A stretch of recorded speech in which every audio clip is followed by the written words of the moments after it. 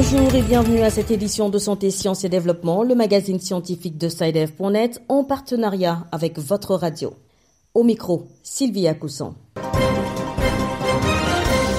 Au menu de cette édition, au Cameroun, le gouvernement a autorisé la mise sur le marché local de 5 médicaments traditionnels améliorés pour la prise en charge des malades atteints de Covid-19. Considérés comme des adjuvants, ces produits devraient être associés au protocole de traitement homologué. Au Togo, les personnes vaccinées contre la Covid-19 peuvent désormais se faire délivrer un passeport vaccinal en ligne. Seule condition pour obtenir ce document qui est gratuit, avoir reçu les doses complètes de vaccins contre la pandémie. En RDC, les médecins sont en grève depuis le 12 juillet pour protester contre les promesses non tenues du gouvernement par rapport à leurs revendications d'ordre salarial. Nous vous proposons dans ce magazine une interview du Dr Fabien Nzoko, président de la commission de contrôle et vérification du syndicat national des médecins, SINAMED.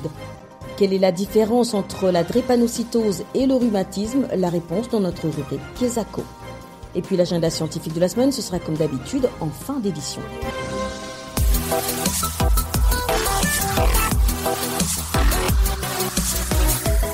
Au Cameroun, le gouvernement vient d'autoriser la mise sur le marché local de 5 médicaments traditionnels améliorés destinés à la prise en charge des malades atteints de Covid-19.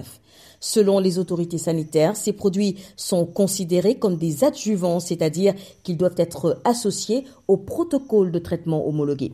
Les précisions à Yaoundé de notre correspondante Béatrice Kazé. Depuis le début de la crise sanitaire, de nombreux naturopathes ont élaboré et présenté des solutions à base de plantes médicinales pour lutter contre le coronavirus. Mais avant ces autorisations, le gouvernement n'avait jamais approuvé l'utilisation de ces produits dans le traitement des cas de Covid-19. Ainsi, le Corocure, le Palubec, Soudikov et les produits élaborés par Monseigneur Samuel Kleda, l'archevêque de Douala, à savoir l'Adzacovid et l'Exicovid, peuvent désormais être officiellement utilisés à titre préventif et même curatif contre le Covid-19. Dr Eloge Yanini a du mal à cacher sa joie. Son produit Corocure fait partie des médicaments traditionnels améliorés qui ont reçu une autorisation de mise sur le marché local, l'aboutissement d'un long processus. La première étape, c'était la rédaction d'un protocole et à soumettre au comité national d'éthique. Ensuite, donc, vous devez établir l'innocuité du produit, c'est-à-dire montrer que le produit n'est pas toxique. Maintenant, il faut montrer également la composition. Qu'est-ce qui est contenu dans le produit? Il faut réunir les preuves scientifiques de l'efficacité.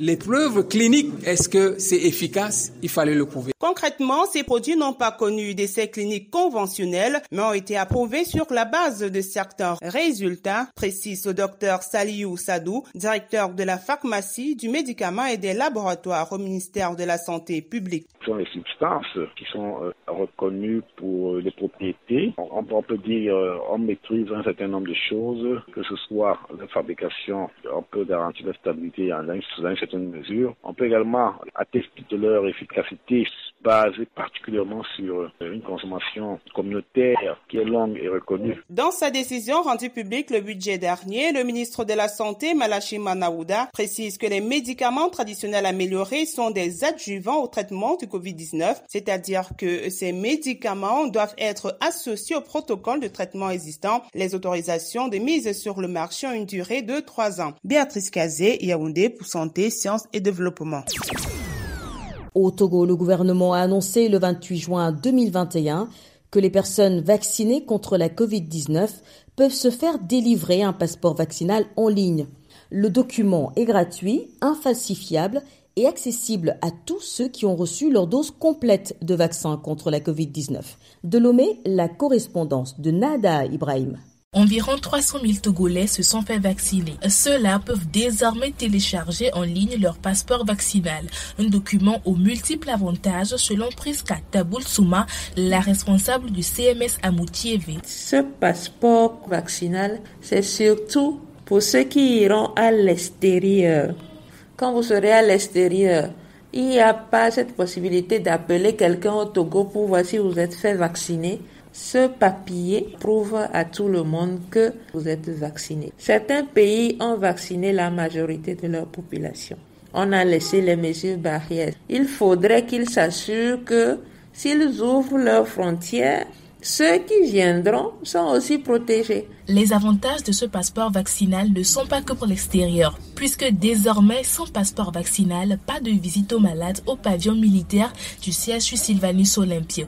Une décision qu'Edo Komi, président du mouvement Martin Luther King, n'apprécie guère. Nous disons quand même que c'est une atteinte au droit universel de santé, une atteinte au droit universel de visite aux patients dans les établissements sanitaires. C'est un établissement de santé publique.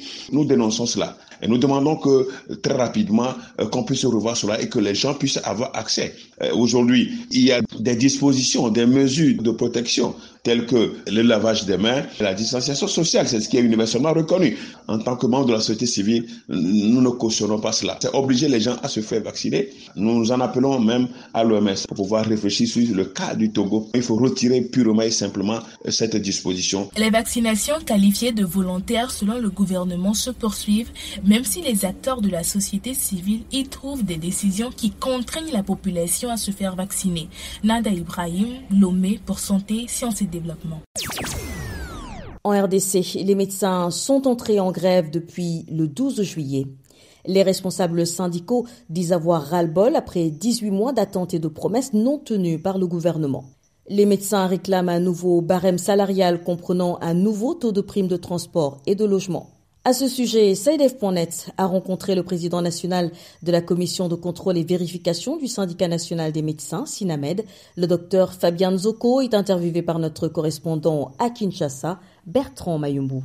Bonjour docteur Fabien Nzoko, vous êtes le président national de la commission de contrôle et de vérification du syndicat national de médecins, SINAMED, ASBEL en sigle. Qu'est-ce qui vous amène aujourd'hui en grève et quelles sont vos revendications? La motivation principale de cette grève reste le non-respect des engagements par le gouvernement de la République. Pour rappel, le 25 janvier 2020, le SINAMED, qui était en grève, avait signé un protocole d'accord avec le gouvernement de la République, représenté par 5 ministres. Nous avons signé un accord parce que les médecins, déjà en ce temps-là, avaient fait observer au gouvernement que plusieurs aspects administratifs n'étaient pas respectés, autant des aspects financiers. Je prends un exemple.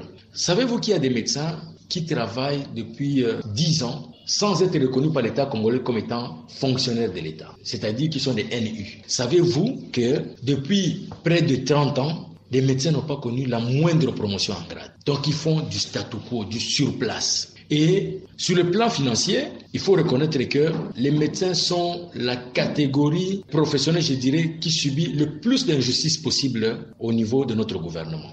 Quel est le statut financier actuel d'un médecin? La rémunération du médecin est composée de 3 rubriques. Vous avez le traitement de base, les primes et indemnités et autres avantages sociaux. Mais aujourd'hui, non seulement qu'on ne paye qu'essentiellement la prime à laquelle on a indexé un peu un logement forfaitaire en plus d'un transport forfaitaire, la prime plus le transport plus le logement reviennent à 1 155 000 francs congolais. Ça équivaut plus ou moins à $550 américains. Mais le médecin ne touche pas les $550 américains. Il touche $450 américains. Parce que le gouvernement s'est donné le luxe de couper l'impôt sur le transport et le logement alors que ce sont des rubriques immunisées sur lesquelles on ne prélève pas l'impôt. Ils l'ont fait de manière cavalière. Déjà en janvier 2020, le banc syndical avait fait observer ça au gouvernement qui, parce qu'il est le plus fort, il a décidé de passer en force. Les médecins en ont souffert terriblement parce qu'il ne faut pas oublier que pendant ce temps, il y a eu l'inflation. Donc, le médecin, il y a quelques années, était à $750 américains par mois, ce qui n'était déjà pas un luxe. Mais aujourd'hui, il est à $450 américains. Pourquoi n'envisagez-vous pas une autre voie de revendication que la grève? Est-ce qu'il y a une autre possibilité? Mais s'il y en avait d'autres, je pense que nous n'en serions pas à la grève. Parce que s'il y avait une autre possibilité, c'était le dialogue. Et le dialogue, nous sommes toujours pour le dialogue, mais c'est le gouvernement qui est resté sourd et muet par rapport à la misère des médecins. Qu'est-ce qui arriverait si jamais le gouvernement ne répond pas favorablement à votre requête? Si le gouvernement ne répond pas, certainement que le mouvement va connaître une nouvelle évolution. Bien sûr que c'est des situations catastrophiques qu'on n'avait pas envisagées, qu'on n'avait pas souhaitées, mais le gouvernement seul porte la responsabilité. C'était le docteur Fabien Nzoko, président national de la commission de contrôle et vérification du syndicat national des médecins de RDC, au micro de Bertrand Mayumbu.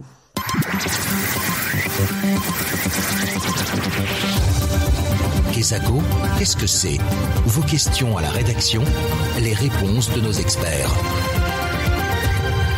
La question de cette semaine nous vient de la Côte d'Ivoire. Je vous propose de l'écouter. Bonjour, SciDev.net. Je suis Michel Yaokofi, à Boaké, en Côte d'Ivoire. Dans ma famille, nous avons perdu des frères des suites de la drépanocytose. Et moi, je suis malade du rhumatisme. Je voudrais savoir la différence entre le rhumatisme et la drépanocytose. Merci. Mettons le cap sur Abidjan pour retrouver en ligne notre correspondant Isiaka Nguesson. Bonjour Isiaka. Bonjour Sylvie. Vous êtes notre correspondant en Côte d'Ivoire et pour répondre à la préoccupation de notre auditeur, vous vous êtes rapproché d'un spécialiste. Rhumatisme et drépanocytose sont des maladies peu connues, mais qui font souffrir malheureusement les personnes qui les contractent. Donc, pour répondre à la question de notre auditeur, j'ai sollicité professeur Yao Atibi, pédiatre et spécialiste d'hématologie pédiatrique à l'hôpital Mère-Enfant de Bergerville, qui donne ici les grandes lignes de ces maladies. Il faut faire une différence entre le rhumatisme et la drépanocytose.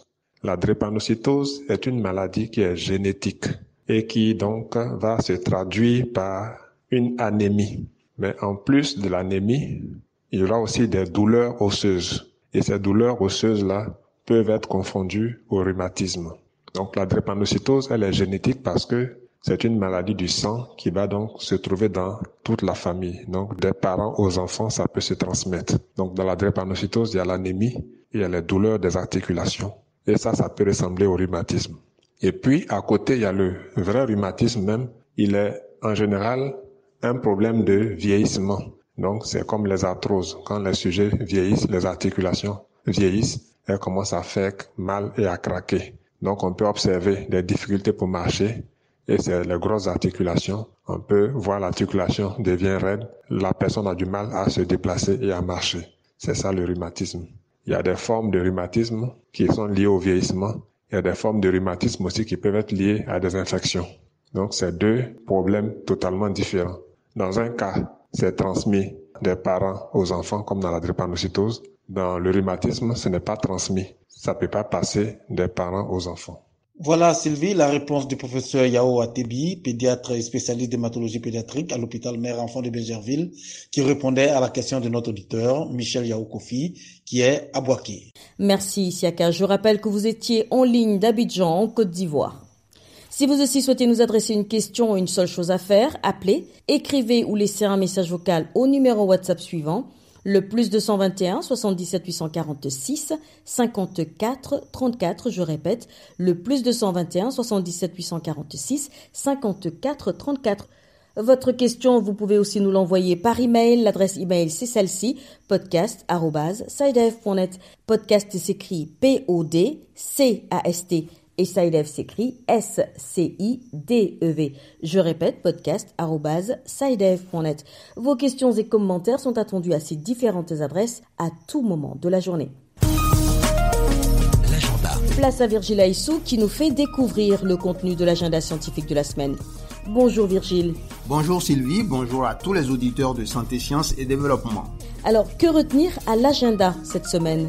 À l'agenda cette semaine, l'UNESCO organise le 22 juillet à Paris une réunion technique en ligne pour discuter de l'accès numérique, des compétences et de l'apprentissage en ligne des filles. Cet événement privé de haut niveau sera filmé et retransmis au public par la suite. Pour plus d'informations, envoyez un mail à gender.ed@unesco.org. J'appelle gender.ed@unesco.org. Toujours avec l'UNESCO, le 27 juillet à partir de 13h temps universel, une discussion en ligne sur le thème « Les villes ne laissent personne de côté », des réponses pour les personnes en situation de handicap face à la Covid-19, de la politique à la pratique. Pour plus d'informations, rendez-vous sur le site web de l'UNESCO à l'adresse unesco.org. Notons également que le 26 juillet sera célébrée la Journée internationale de la conservation de l'écosystème des mangroves, une célébration qui a pour but de sensibiliser le public sur l'importance des mangroves dans les zones côtières. Voilà Sylvie, ce sera tout pour cette semaine. Merci Virgile. Mesdames et messieurs, merci également à vous d'avoir suivi cette édition de Santé, Sciences et Développement qui s'achève. Rendez-vous la semaine prochaine, même heure, même fréquence. D'ici là, portez-vous bien. Cette émission est disponible en podcast sur le site sidev.net/fr. Cette émission a été réalisée sur financement du CRDI, le Centre de recherche pour le développement international, un organisme public canadien. Le CRDI investit dans le savoir, l'innovation et les solutions afin d'améliorer les conditions de vie dans les pays en développement.